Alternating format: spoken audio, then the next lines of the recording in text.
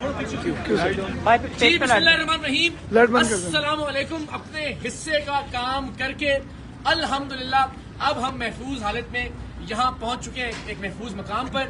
لیکن ہم سب نے، میری ٹیم کے تمام ارکان نے، اللہ تب کو سلامت رکھے، ہمارے کیمرہ مین، ہمارے آڈیو انجینئر، ہمارے پروڈیوسرز، ہمارے رپورٹرز، بابر ملک صاحب ہمارے پنڈی کے رپورٹرز ہمارے ساتھ موجود ہیں، تھینک یو سو مچ۔ عقیل ماشاءاللہ انہوں نے بڑی جواں مردی کا مظاہرہ کیا، بھرپور تشدد ہوا، مارا پیٹا گیا، کھینچا تانی کی گئی، لیکن ہم نے حق خطیب صاحب کو الحمدللہ بے نقاب کر دیا۔ جو مقصد تھا بتانا کہ یہ صاحب ختم نبوت کے مقصد کے پیچھے چھپتے ہیں، آپ نے آج دیکھا کہ انہوں نے وہاں نعرے لگوائے، اشتعال دلایا لوگوں کو کہ وہ ہماری جان کے درپے ہو جائیں۔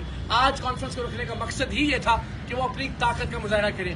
ایک آیت نہیں سنا سکے موصوف، 3 گھنٹے تک ٹیم سریام کو اور ہمیں یرغمال بنا کر رکھا۔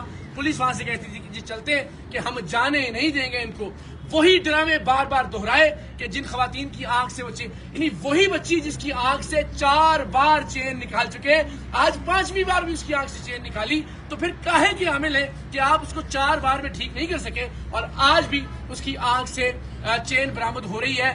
جب ہم نے کہا جی ایک بار اور نکال کے دکھا دیں تو پھر اس کا کوئی جواب نہیں تھا۔ وہ بچی بیچاری 10-15 منٹ تک تکلیف کی حالت میں رہی، اور مجھے امید ہے کہ ان کے اپنے سوشل میڈیا نے ان کا یہ ڈھونگ، ان کی یہ نوٹنکی بے نقاب کی ہوگی۔ ہمارے کیمرے چھین لیے گئے، ہمارے موبائل فون چھین لیے گئے، ہماری ریکارڈنگز کو بند کروا دیا گیا، وہاں جان بوجھ کر انٹرنیٹ کے سگنلز کو ڈاؤن کروا دیا گیا، اور ہم ظاہر وہاں سے لائیو نہیں جا سکے۔ لیکن ہم نے اپنے حصے کا کام کر دیا، قوم کو بتا دیا ہے کہ ختم نبوت کی آڑ میں یہ نوٹنکی، یہ ڈھونگ جاری ہے، اور بدقسمتی سے سادہ لوگ نشانہ بن رہے ہیں۔ الحمدللہ اب ہم تمام لوگ یہاں آ گئے۔ بار بار میرا اصرار تھا کہ حضرت آپ بتا دیں کہ آپ اللہ کے کلام سے، آپ کے بقول جو دم کرتے ہیں اس میں آپ کیا پڑھتے ہیں۔ انہوں نے کہا جی میں نہیں۔ 3 سے 4 گھنٹے تک ہم یہ اقبال رہے، میں بار بار یہ کہتا رہا ایک آیت سنا دیجئے، ایک سورت سنا دیجئے۔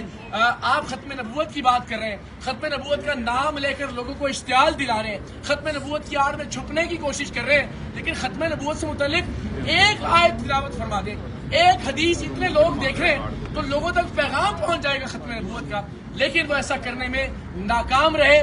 ہمارا وہ شخص جو ان کے ٹرک بے نقاب کرنے کے لیے وہاں موجود تھا، اسے دھمکایا گیا، اسے دھکے دیے گئے، اسے مارا پیٹا گیا۔ عقیل ہمارے ساتھ موجود ہے اور پورا مجمع چلا رہا تھا عقیل کو سامنے لے کر آئیں، عقیل کو سامنے لے کر آئیں گے۔ پاکستان کی قوم نے دیکھا کہ ہم نے اپنا وعدہ نبھایا۔ میں نے وعدہ کیا تھا کہ میں سید اقرار الحسن انشاءاللہ العزیز حق خطیب صاحب کے آستانے پر جا کر ان کے سامنے کھڑا ہو کر ان کو بے نقاب کروں گا، لیکن جو ٹرک تھے ان کے، اتنا شور، اتنا ہنگامہ، اتنی نعرے بازی اور اتنے پرتشدد اور اشتعال والے لوگ انہوں نے وہاں مجتمع کیے کہ ظاہر ہے اس تک نوبت ہی نہیں آنے دی۔ لیکن ایک بھی کلام اللہ کے حوالے سے کوئی چیز نہیں سنا سکے، نہیں بتا سکے کہ وہ کیا وظائف پڑھتے ہیں، نہیں بتا سکے کہ انہوں نے یہ علم کہاں سے حاصل کیا ہے، نہیں بتا سکے کہ وہ قرآن کی کوئی صورت پڑھ سکتے ہیں دیکھ کر بھی یا نہیں۔ اور وہی ڈھونگ انہوں نے رچایا، انہی بچیوں کی آنکھوں سے دوبارہ چین برآمد کی جو بچی 4-5 بار ان کی ویڈیوز میں آ چکی ہے۔ تو بار بار اشتعال دلایا۔ انہوں نے اپنی قوم کا نام لے کر کہا کہ وہ تہاڈی غیرت تے سوال آ گیا، یعنی وہ جو وہاں موجود لوگ تھے ان کو قوم کے نام پر، وہ جو ان کی ایک قوم ہے، میں اس کا نام بھی نہیں لیتا، اس کو تضحیک کا نشانہ بنانے کا الزام ہم پہ لگایا اور کہا کہ جناب آپ پر یہ حملہ ہوا ہے۔ پھر انہوں نے کہا کہ جناب یہ ختم نبوت کے خلاف، یعنی نعوذ باللہ آپ سے کوئی اختلاف کی جرت کرے گا تو اس کا کیا مطلب ہے کہ وہ ختم نبوت کے کاز کا یا مقصد کا منکر ہے۔ خدا کا خوف کیجئے، آپ اپنا حلیہ دیکھیے، آپ اپنی حرکات دیکھیں، یہ آپ کی بہادری ہے۔ اتنے ڈرپوک اور اتنے بزدل آپ ثابت ہوئے ہیں کہ اتنے ہزار لوگوں کی آڑ میں آپ نے چیخنا چلانا کیا ہے، گفتگو کی توفیق آپ کو نہیں ہوئی، آرگومنٹ نہیں کیا، دلیل نہیں، اور الٹیمیٹلی ظاہر ہے پھر ہم نے اختتامی کار ان کو یہ کہہ کے، اور میں اپنے وعدے پر قائم، میں نے کہا میں دوبارہ کھانا کھانے آؤں گا آپ کے پاس، پھر کیمروں کے ساتھ ہم جائیں گے تاکہ، اور اس سے پہلے میں امید کرتا ہوں کہ علماء اہل سنت جاگیں گے۔ آج آپ نے دیکھا کہ کس طرح سے ختم نبوت کے نعرے کا استعمال کیا گیا۔ میں نے ان سے پوچھا کہ آپ خود کو سپہ سالار ختم نبوت کہتے ہیں، ایک آیت سنا دیجیے.